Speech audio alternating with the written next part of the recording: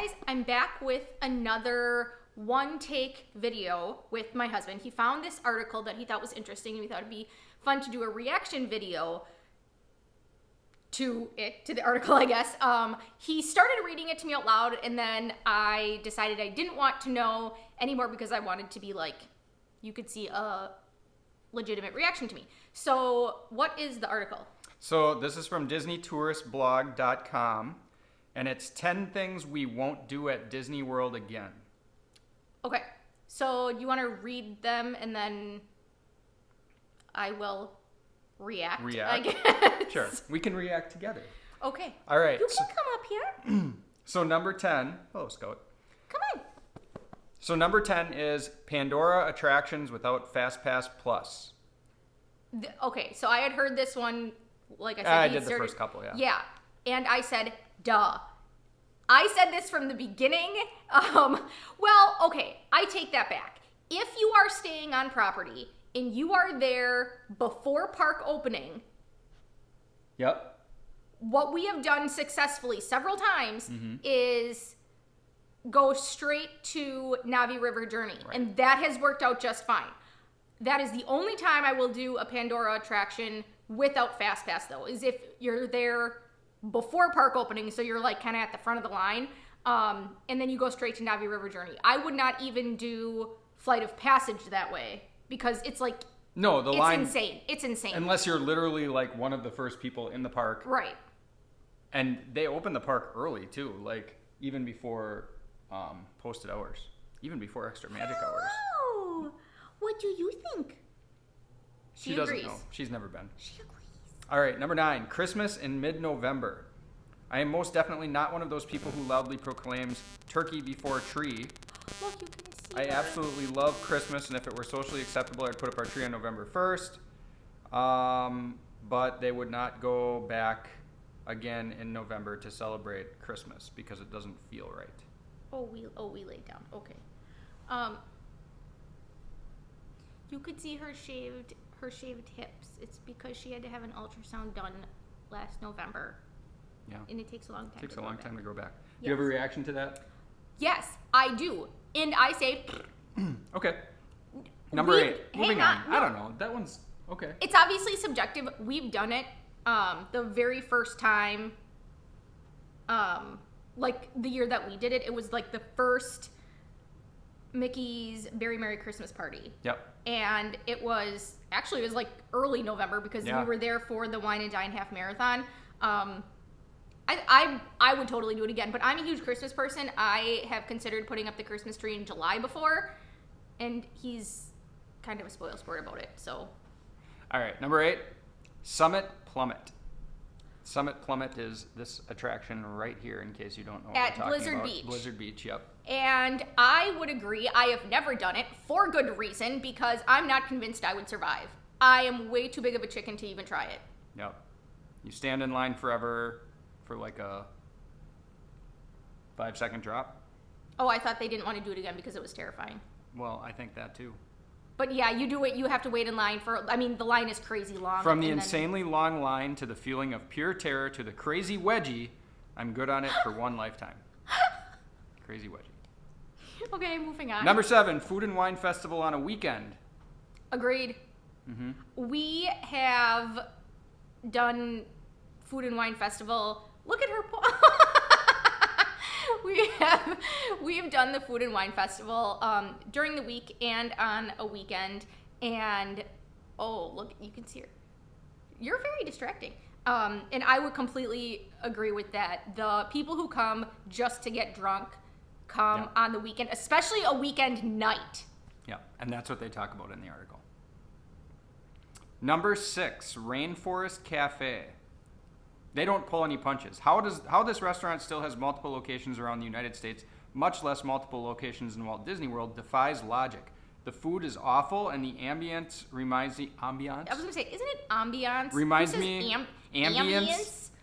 We're from Wisconsin. Reminds me of 1980s relic Showbiz Pizza, but modernized for the 1990s and devoid of character and charm. Okay, let's not rip on Showbiz. The dark cloud that hangs over Rainforest Cafe almost extended to cast a shadow over T-Rex Cafe for me.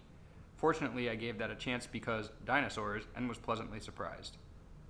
If you were thinking, but our kids love Rainforest Cafe, consider taking them to T-Rex instead.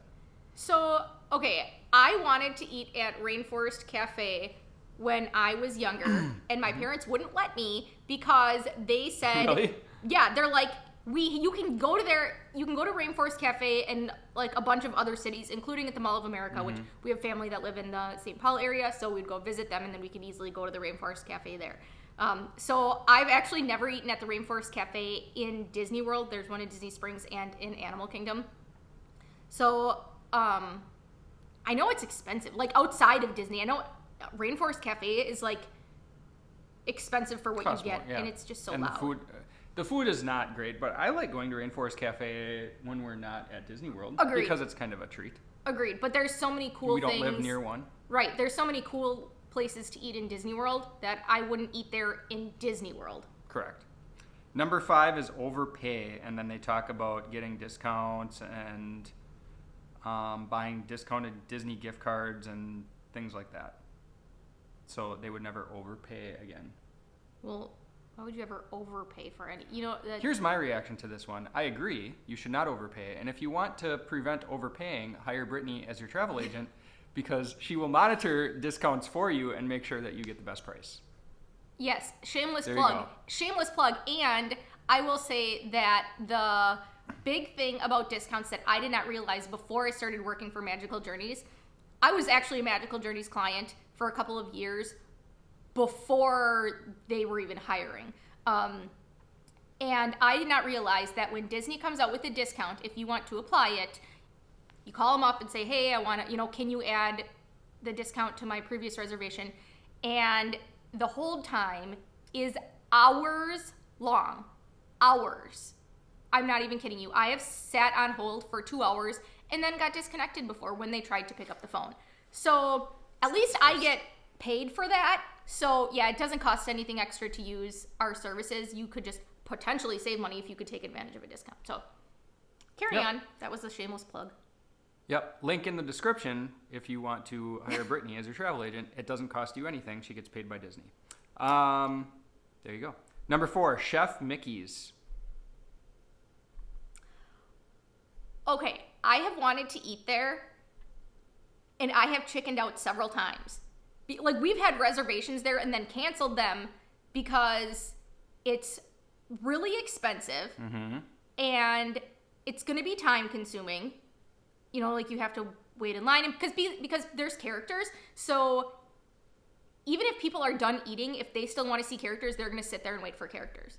And I guess they feel like they feel like they paid for it, so they're going to, and they completely have that right. But it is so so popular in terms of like the number of people who want to eat there. I think because they're like the main Disney characters, and I think it's because it is within walking distance of the Magic Kingdom. So people can go there, in the middle of the morning and then, like for brunch or something, and then walk to the Magic Kingdom. So I wouldn't say never, but we've not eaten there because of why do they say they'd never do it again?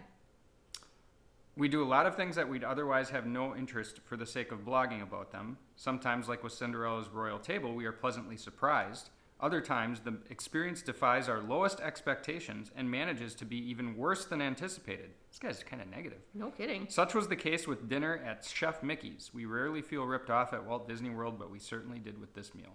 If we ever give this restaurant another shot, it'll be at breakfast. Yeah, I mean, you're gonna have like negative experiences. Like it's not perfect, so it is possible that they just had they had a bad experience. We had a bad experience last time we were at Le Cellier. We had a really bad experience. Yeah, it sucked. We had to wait outside for 45 minutes after our reservation time. I mean, it was bad. And then, but I mean, I even after that, I wouldn't say like never again.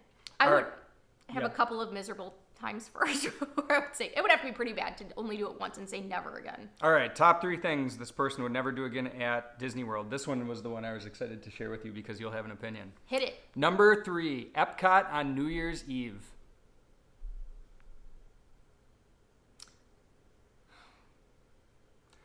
I have an opinion on this. So we went to Epcot on New Year's Eve. On New Year's Eve this past year. I was so excited. There's some cool things to see. It's cool. They have like a giant clock on Spaceship Earth counting down the time. They have the big globe from Illuminations in the middle of the lagoon counting down the time until the new year. There's awesome music everywhere. They had like a rave in Italy. Yeah. They had in a couple countries. They had like fire-breathing dragons at that rave in Japan. They had the silent dance party, where people were wearing headphones. So it was completely silent, but they're cool. like rocking out. Yeah. I wonder, I might still have that clip on my phone, which then it's editing. I'm not going to edit this. It was really cool, but we have a video, I believe, where we talk about this. But okay, so there's lots of cool things to see, but there was a 30-minute line for the bathroom. We're guessing it was 30 minutes. We heard people say that. If you gotta go, though, I mean, that's a long time. But it was terrible. I mean, there was huge lines. You could hardly move. We did not last until midnight because we just couldn't move, and we got the point. It's cool to see. I don't need to do it again. That was also, okay, so if you want to get food, you have to wait in line a really long time. Actually, there were a couple of like little kiosks that didn't have much of a wait, and that's where we went. But I was having like an esophageal spasm at that time, and I felt it coming on, and I'm like, oh my God, I need to lay down right away. And he's like, what are we supposed to do? Like, we're like packed in here like sardines, and I'm like, I'm gonna throw up. And you're not getting anywhere quickly. No, you have to be very patient. Right. And it would be really bad with little kids, I think. Like, if you have a little kid... do not bring kids to that. Who suddenly says, like, I have to go to the bathroom and I have to go now. I mean... Have them wear a diaper. Don't bring kids. Here's the other one. You could appeal to some people's good graces. I've let people go ahead of me before. So they talk about the huge crowds, the fact that there's long lines for the restrooms, and those infernal noisemakers they hand out to every guest. Vuvuzelas! They were terrible. I forgot about those. Yeah. All right, number 2, go to bed early.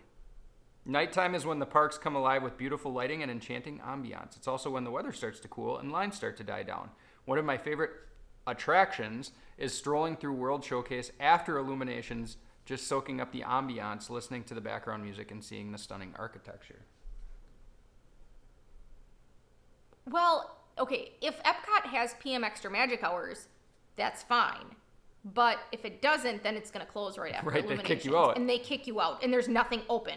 Like, there were some shops that closed like 5 minutes early when we were there in February.